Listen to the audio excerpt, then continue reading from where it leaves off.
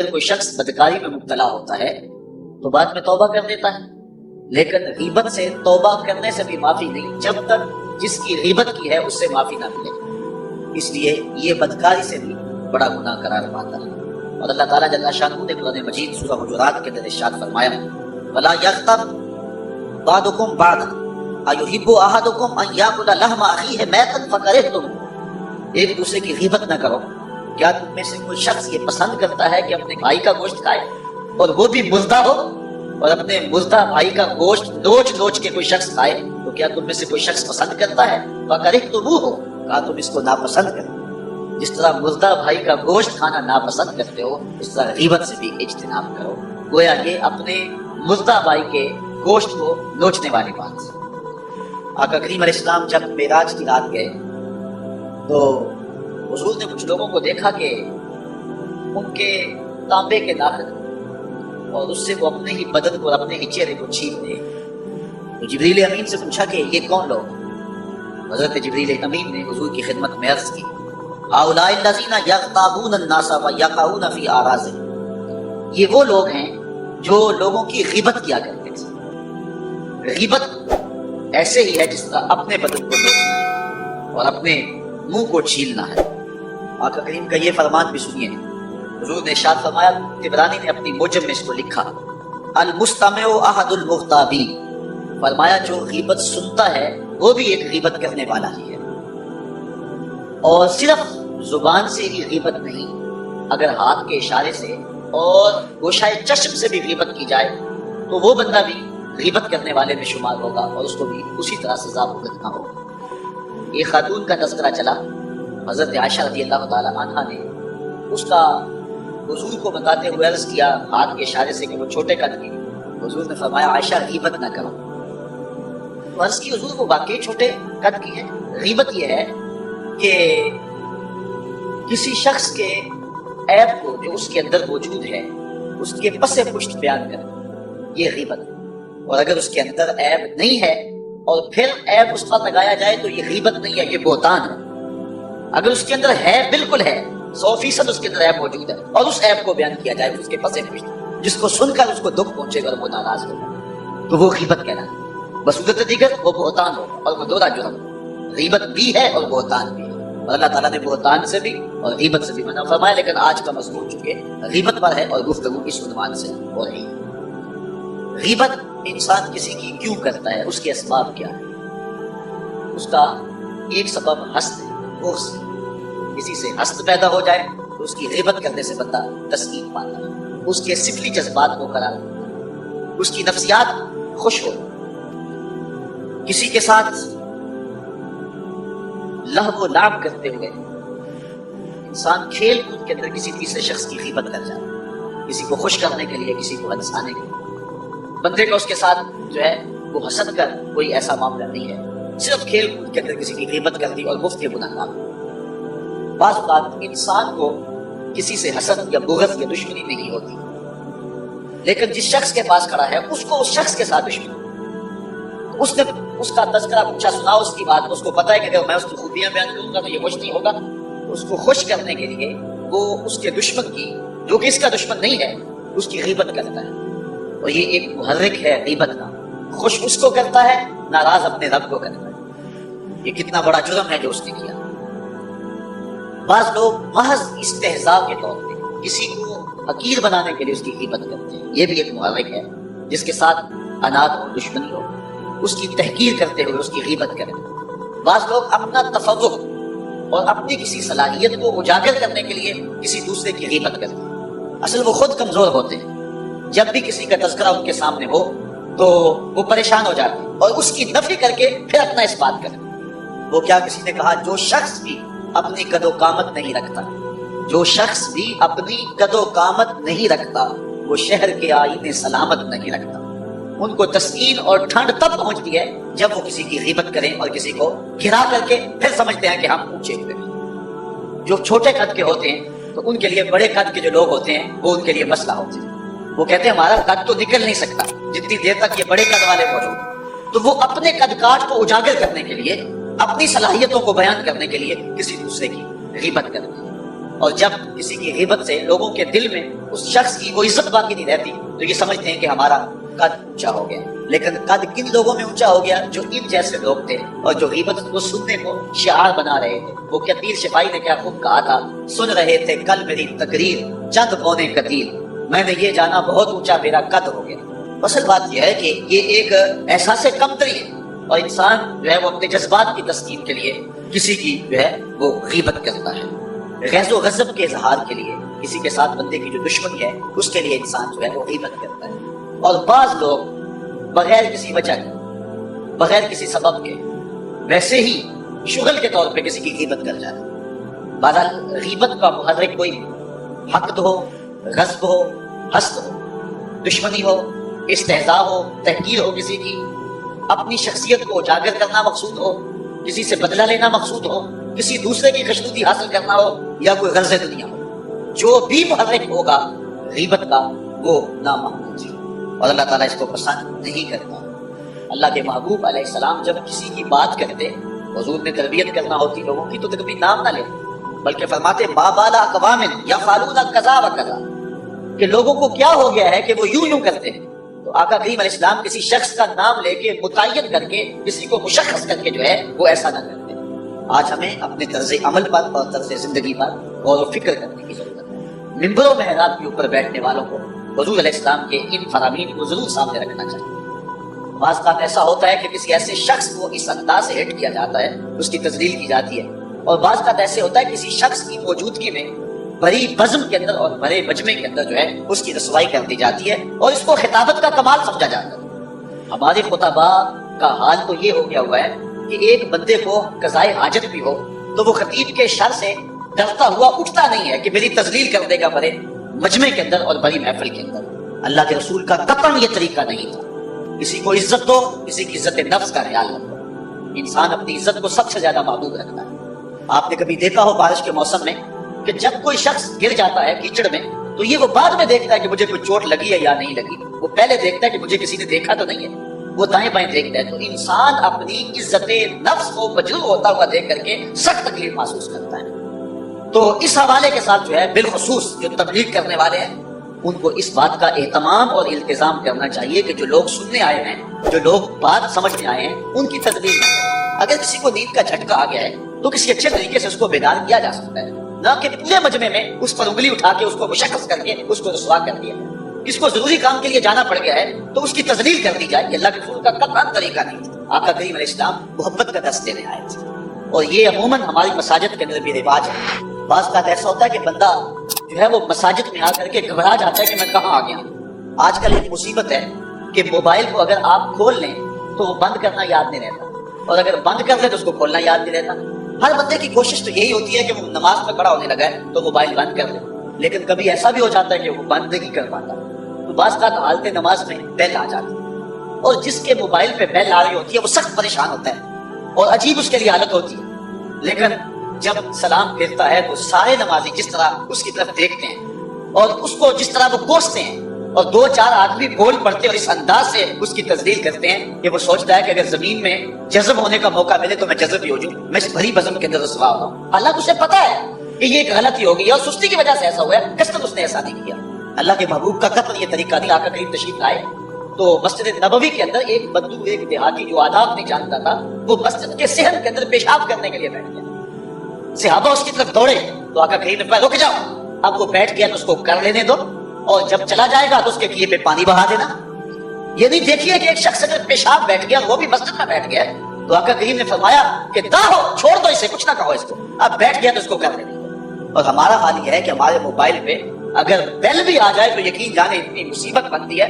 خود میرے ساتھ یہ مرتبہ ایسا ہوا لاہور کی مسجد میں نماز پڑھنے کے لیے رکا اور موبائل پہ آ گئی بیل. اور یہ جو بیل کرنے والے ہیں وہ بھی حکم یہ ہے کسی گھر کا دروازہ 3 مرتبہ کھٹکھٹائیں، اگر آگے سے جواب نہ آئے تو واپس آ جائیں. تو یہ بھی ایک دروازے کی صورت ہے، 3 مرتبہ کسی کو بیل کریں، اگر کوئی نہیں آگے سے اٹینڈ کرتا تو بس کرتے. تو بعض لوگ پھر جان نہیں چھوڑتے اور عجیب صورتحال بن جاتی ہے اور ادھر سے نمازی اور عجیب سی کیفیت. اور پھر کیا ہوا، جب سلام پھرا نا تو پھر جو حال کیا ان لوگوں نے میری جانب، جس طرح گور کے دیکھیں کہ کہاں جائیں گے، کوئی ادھر سے کوئی مسئلہ بتا رہا ہے، کوئی ادھر سے مسئلہ بتا رہا ہے، تو عجیب قسم کا رنگ ڈھنگ بن گیا. بہت پرانی بات ہے. تو بہرحال جو ہے وہ یہ ایک عجیب سی صورتحال ہے. اس طرح ہمارے واعظین کا بھی طریقہ ہے اور یہی وجہ ہے کہ لوگ ان کی مجالس کے اندر جو ہے وہ آتے نہیں اور بھاگ گئے ہیں. اس طرح لوگوں کی تذلیل کرتے ہیں اور اس طرح جو ہے وہ لوگوں کو رسوا کر کے رکھ دیتے ہیں. ہر شخص کا اپنا مزاج. دیکھیے کوئی آدمی سبحان اللہ کہہ کے اپنے جذبے کا اظہار کرتا ہے, کوئی آدمی صرف سر ہلانے پہ اکتفا کرتا ہے, کوئی ایسا بھی ہے کہ جو بات کو سوچتا ہے اور اندر اندر جو ہے وہ اس بات کو اتارنے کی کوشش کر رہا ہے, اور کوئی ایسا بھی ہے جو آنسو بہا کے داد دیتا ہے, اور ایسا بھی کوئی ہو سکتا ہے جس کو تمہاری بات پسند بھی نہ آئے. لازمی تو نہیں ہے, مسلط تو نہیں ہے بات, اس لیے تم لوگوں کے اوپر چھوڑ دو نا بات. اور تم نے یہ کہا کہ بس سبحان اللہ کہنا اور ہاتھ کھڑے کر کے کہنا اور ہاتھ بھی دونوں, اور پھر ہمارے نقیب جو حال کرتے ہیں یہ ٹکڑے ہیں. یہ میرا مضمون تو نہیں ہے, لیکن مضمون کے ضمن میں بات آگے میں کر رہا ہوں. وہ جس طرح وہ کرتے ہیں کہ جس نے مدینے جانا ہے وہ ہاتھ کھڑا کرے. ایک مجلس میں نے کہا میں مدینے جانا بھی ہے اور ہاتھ بھی نہیں کھڑا کرتا. یہ کوئی لازم ہے کہ جو ہے وہ تمہارے کہنے کے ساتھ جو ٹکٹ مل جائے گی, عجیب سی کہانی ہے.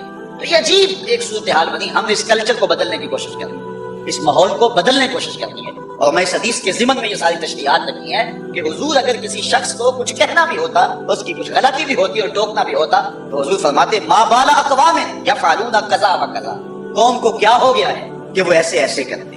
تو حضور اس شخص کا نام نہ لیتے, اس کو مشخص نہ کرتے, تو اس کو رسوا نہ کرتے. یا کا کریم کا طریقہ ہے. اگر ہماری اصل تقریر ہمیں کرنی نہیں آتی, غصہ مجمع پہ جا رہے ہیں, بات کرنے کا ڈب ہمیں نہیں ہے اور روب لوگوں پہ ڈال رہے ہیں. کوئی اٹھ کے جا رہا ہے, بھائی کیوں اٹھ کے جائے کوئی. اقبال کہتا ہے شاعر کی نوا ہو کہ مغنی کا نفس, جس سے چمن افسردہ ہو وہ باد سحر کیا. تمہیں کہنے کی ضرورت کیا ہے کہ کہو سبحان اللہ. سبحان اللہ تو دل سے پھوٹے نا, روح بھی پکار کے کہے اللہ اکبر. بات تو تب ہے نا, مزہ تو تب ہے نا. تم دھکے سے ڈنڈے سے کہلوا رہے ہو سبحان اللہ, بات تو یہ نہیں ہے. بات جو روح سے تو نکلتی ہے پھر اس کا سرور ایسا ہی ہے. اور لازمی نہیں ہے کہ سبحان اللہ زبان سے نکلے. کبھی لولو بھی سبحان اللہ کہہ رہا ہوتا ہے, کبھی اشک بھی ڈھل کر کے چھرنے پھوٹ پھوٹ کے سبحان اللہ کہہ رہے ہوتے. ہر شخص کا اپنا ایک تیور ہے, اس کا اپنا ایک انداز ہے. تو آقا کریم اس بات کا لحاظ رکھتے, اس بات کا خیال رکھتے کہ حضور مشخص کر کے کسی کو یوں نہ کہتے, بلکہ فرماتے ما بالا اقوام یفعلون کذا و کذا, کہ لوگوں کو کیا ہو گیا ہے کہ وہ ایسے ایسے کرتے ہیں. ہاں اگر پیار کے لہجے میں اگر آپ کسی کو ترغیب دے بھی لیں تو وہ اور بات ہے, لیکن کسی کے اوپر مسلط ہو کر کے اور جو ہے وہ اپنے مزاج کے مطابق بالکل آپ سوچیں کہ ہر ایک کا مزاج بن جائے, تو یہ ناممکن ہے. اختلاف سے کائنات کا حسن ہے اور کائنات کا جمال ہے. حضرت ابو بکر صدیق خاموشی سے اللہ کا ذکر کرتے تھے اور حضرت عمر رضی اللہ تعالیٰ عنہ اونچی کرتے تھے. ایک دن حضور نے دونوں کو بلایا, کہا تم آہستہ آہستہ کیوں تلاوت کرتے ہو اور تم بلند آواز سے کیوں کرتے ہو. تو حضرت عمر رضی اللہ تعالیٰ عنہ بولے کہ میں شیطان کو بھگاتا ہوں اور سوئے ہوں کو جگاتا ہوں. تو فرمایا اے ابو بکر تم آہستہ آہستہ کیوں قرآن کی تلاوت کرتے ہو. کہا جس کو میں سناتا ہوں وہ آہستہ بھی سن لے. تو ہر شخص کی کیفیت اپنی ہے, ہر شخص کی کہانی ہے.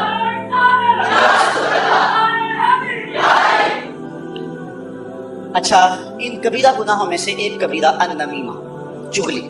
غیبت اور چغلی الگ. غیبت یہ ہے کسی کا عیب بیان کرنا, اس کے پسے پوچھنا, اور نمیمہ چغلی یہ ہے کہ کسی شخص نے کسی کے بارے میں کوئی بات کہی اور آپ اس سے بات لیتے ہیں اور جا کے اس کے منہ میں ڈال دیتے ہیں. اس شخص کو کہتے ہیں تیرے بارے میں یہ کہنا. یہ ہے نمیمہ, اور یہ انتہائی بری خصلت. اللہ قرآن میں سورہ القلم کے اندر ارشاد فرماتا ہے وَلَا تُطِعْ كُلَّ حَلَّافٍ مَّهِينٍ هَمَّازٍ مَّشَّاءٍ بِنَمِيمٍ. یہ چغل خور ولید بن مغیرہ کی خصلت چغل خوری, اور اللہ نے اس کے ساتھ اس کو منظور کہ جھوٹی قسمیں کھانے والا اور چغلی کرنے والا. اس نے حضور علیہ السلام کو مجنون کہا تھا اور اللہ تعالیٰ نے اس کے نقص گنوائے. اور اس کافر کے نقائص میں سے ایک نقص یہ تھا کہ یہ چغلی کرنے والا تھا. جس طرح مکھی گند اٹھاتی ہے نا اور جا کے پاپ کھانے پہ رکھ دیتی, اپنی اپنی قسمت ہے نا. شہد کی مکھی کا اپنا مقصود ہے.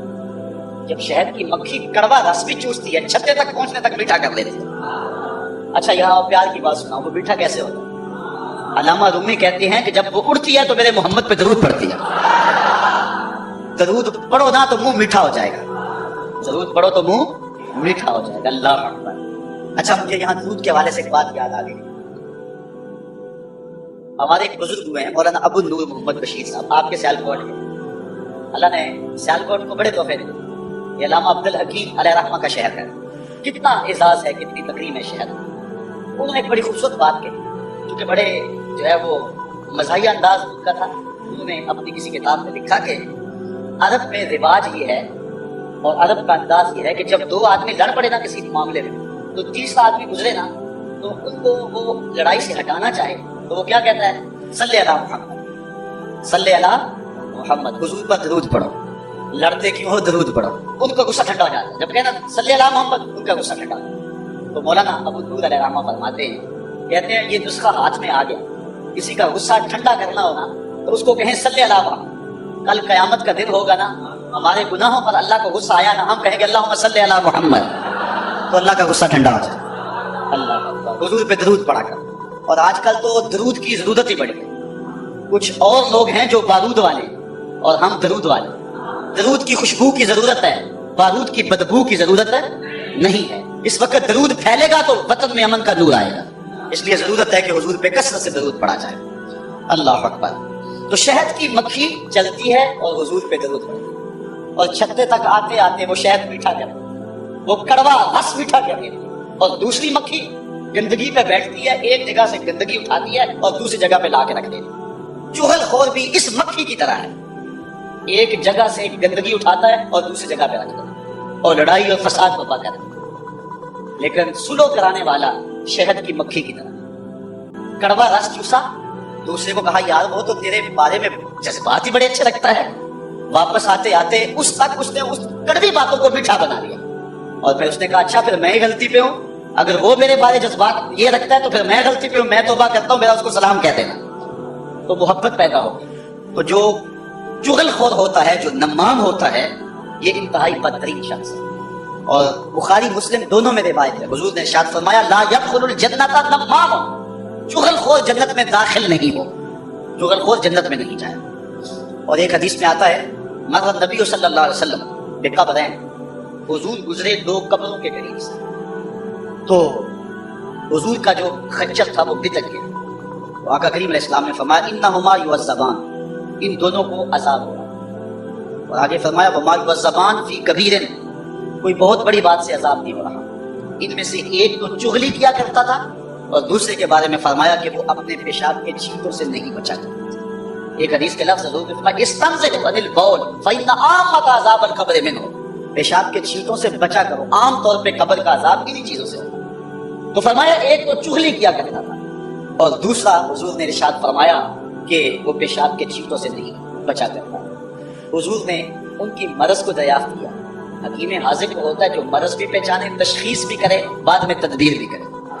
پھر آقا کریم اللہ اکبر رحمت اللہ علیہ، آقا نے ایک شاخ لی، اس کے دو ٹکڑے لیے، سبز شاخ، اور ایک اس قبر میں گاڑ دی اور ایک اس قبر پہ گاڑ دی. فرمایا جب تک یہ سبز رہیں گی اللہ کی تسبیح پڑھتی رہیں گی اور ان سے عذاب رکا رہے گا. میرے والد گرامی اللہ ان کی قبر پہ رحمت نازل فرمائے. آپ فرمایا کرتے تھے جو حکیم ہوتا ہے کامل حکیم، وہ عارضی علاج نہیں کرتا، پکا علاج کرتا. تو جب تک وہ شاخیں سبز رہیں گی تو عذاب نہیں ہوگا، تو جب خشک ہو جائے گی تو عذاب پھر پلٹ آئے گا. تو آپ فرمایا کرتے تھے اس حدیث کی تشریح میں جن شاخوں کو حضور نے دستے کرم سے لگایا نا وہ سبز ہی رہیں گی، وہ خشک ہو ہی نہیں سکتی ہیں جن کو حضور نے لگا دیا ہے. اللہ اکبر. تو آقا کریم علیہ السلام نے فرمایا کسی بڑی بات سے عذاب میں مبتلا نہیں تھے، بلکہ ان میں سے ایک غیبت کیا کرتا تھا اور چغلی کیا کرتا تھا، اور دوسرے کے بارے میں فرمایا کہ وہ پیشاب کے چھینٹوں سے نہیں بچا کرتا. امام بخاری نے اپنی صحیح میں اس روایت کو نقل کیا ہے. حضور علیہ السلام نے ارشاد فرمایا تاجدو من شرار الناس ذل وجہین والذی یاتی ہؤلاء بوجہ وہؤلاء بوجہ. حضور نے فرمایا کہ اللہ کے نزدیک سب سے شریر آدمی وہ ہے کہ جو دو منہ والا ہے. ایک شخص کے پاس جاتا ہے تو اور منہ لے کے جاتا ہے، دوسرے شخص کے پاس جاتا ہے تو اور منہ لے کے جاتا ہے. اس کو کہتا ہے اس نے تیرے بارے یہ کہا، اس کو کہتا ہے اس کو تیرے بارے یہ، لڑائی کرا دے، خاندان توڑ دے. اچھا غیبت بری چیز ہے، چغلی اس سے بھی بری چیز ہے. چغلی خاندان توڑتی ہے، دوستیوں کو قطع کرتی ہے. لیکن سب سے بڑا ظالم وہ چغل خور ہے جو میاں اور بیوی کے درمیان چغلی کرتا ہے. جب میاں اور بیوی آپس میں الجھ پڑے اور طلاق کی نوبت آئے، حدیث میں آتا ہے اللہ کا عرش بھی تھرا جاتا ہے، اللہ کو یہ انتہائی ناپسند. تو جو شخص غیبت کرتا ہے اور چغلی کرتا ہے اور خاندانوں کو لڑاتا ہے، دوستوں کو توڑتا ہے، ان میں سے بدترین شخص وہ ہے کہ جو بیوی کو خامن کی بات بتائے اور اس کے خلاف بات کرے، اور جو ہے وہ خامن کو بیوی کی اور بیوی کو خامن کی، اور اس طرح دونوں کے اندر تفریق ڈال دے. تو اس کے پاس اور منہ لے کر آیا، اس کے پاس اور منہ لے کر کیا. لوکی مینو منہ آتے خول چڑھا کے ملتے، دیکھن وہ کتنے بٹھے پیڑے کتنے دل دے. کتنے لوگ ہیں کہ جو معاشرے کے اندر کام ہی کرتے ہیں، ویلے ٹکے، انہیں کوئی کام نہیں ہوتا. بس لوگوں کو لڑا رہے ہوتے ہیں، جھگڑے فساد، خاندان کے خاندان اجاڑ کے رکھ دیتے ہیں۔ حضرت عمر رضی اللہ تعالیٰ عنہ فرماتے ہیں کہ میں کسی سے پوچھوں نا کہ تو آج کل کیا کرتا ہے، وہ کہے کہ میں آج کل فارغ ہوتا ہوں، کہتے ہیں وہ شخص میری نظر سے گر جاتا ہے۔ فارغ نہ رہو، مومن فارغ نہیں ہوتا، ہر وقت کچھ نہ کچھ کر رہا ہوتا ہے۔ اپنے آپ کو مصروف رکھیں، با مقصد زندگی بنائیں، ایک لمحہ بھی بے مقصد نہ گزاریں۔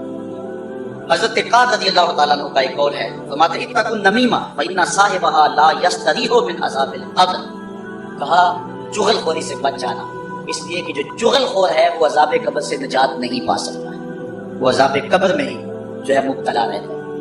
اگر کوئی شخص غیبت کرے کسی کی یا چگلی کرے تو اس کو روک دو، منع کرو، کہا میرے سامنے نہ کرے۔ حضور علیہ السلام نے ارشاد فرمایا، جس کو حضرت امام ابو داؤد نے روایت کیا، فرمایا لا يبلغني احد عن اصحاب الشيء فاني احب ان اخرج اليهم وانا سليم الصدر۔ حضور نے فرمایا کہ میرے سامنے آ کر میرے صحابہ کی کوئی بات نہ کیا کرے، ان کی کوئی چغلی اور غیبت نہ کیا کرے میرے سامنے، اس لیے کہ میں اس بات کو پسند کرتا ہوں جب میں ان کے پاس جاؤں تو میرا سینہ ان کی طرف سے صاف ہو۔ ظاہر ہے کسی شخص کے بارے میں اگر کوئی غیبت کرے گا، کوئی چغلی کرے گا تو اس شخص کے بارے دل میں میل پیدا ہو جاتا ہے۔ انسان کمزور ہے نا، اگر میرے سامنے کوئی کسی کی بات کرے گا تو میرے دل میں اس کے لیے بات آ جائے گی، اور جب میں اس سے ملاقات کروں گا تو وہ بات ملاقات کے درمیان جو محبت کی گہرائی تھی اس میں رکاوٹ بن جائے گی۔